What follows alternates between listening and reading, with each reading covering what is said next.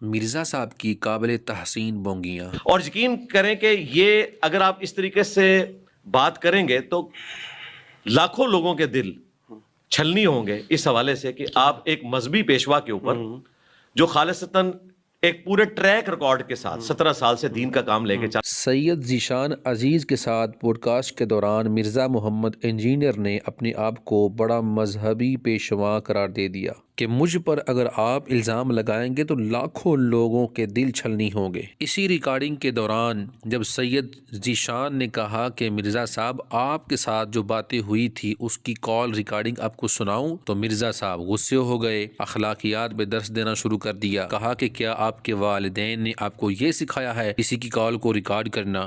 मैं चलवा दूं क्या रिकॉर्डिंग फिर क्या चीज? कि किस तरह बात हुई थी। अगर उसके अंदर मैं पहले सुने, नहीं, अगर मैं आप ये काम करते हैं कि मेरी आप बात चीजें सुने ना, रिकॉर्ड करते हैं। मैं तो हर बंदे की कॉलिंग रिकॉर्ड करता हूँ, मेरे पास तो होती है। गैर अखलाकी मुझे हरकत है। सुने कैसे गैर अखलाकी है? मैं आपके सिर्फ वालिदैन से रिक्वेस्ट करूंगा कि क्या आपको उन्होंने बचपन में ये नहीं बताया? हमारे माँ बाप ने तो हमें बताया था किसी का खत भी आपने नहीं पढ़ना। क्यों?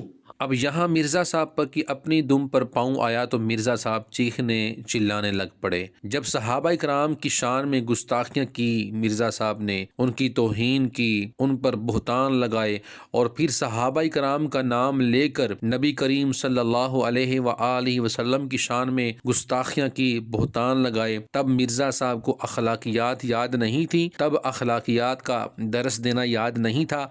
अब जब अपनी दुम पर पाँव आया तो मिर्ज़ा साहब ने अखलाकियात सिखाना शुरू कर दी। जब मिर्ज़ा साहब ने अल्लाह ताला के साथ इंसान को ला के खड़ा कर दिया, मीनिंग गॉड कहा, हुजूर सल्लल्लाहु अलैहि वआलिहि वसल्लम की बारगाह में कितनी गुस्ताखियाँ की, कुरान की तौहीन की, सहाबा इकराम पर बुहतान लगाए, गुस्ताखियाँ की। क्या मिर्ज़ा साहब के वालिदैन ने मिर्ज़ा साहब को यही सिखाया था, यही अखलाकियात सिखाई थी कि किसी पर कीचड़ उछालते रहो, उनकी तौहीन करते रहो? लेकिन जब अपनी दुम पर पाँव आया तो मिर्ज़ा साहब बुरा मान गए। जब सैयद ज़ीशान ने आईना दिखाया तो मिर्ज़ा साहब को बुरा लग गया। सबूत आपके सामने है कि जब मिर्ज़ा साहब ने सहाबा इकराम की शान में गुस्ताखियाँ की, बल्कि हज़रत अमीर मुआविया के बारे में क्या कहा, सुनिए। वो शिया ने अपना घोड़ा निकाला हुआ है, इन्होंने मुआविया घोड़ा निकाला हुआ है। वो भी सुनिया का घोड़ा, मुआविया घोड़ा।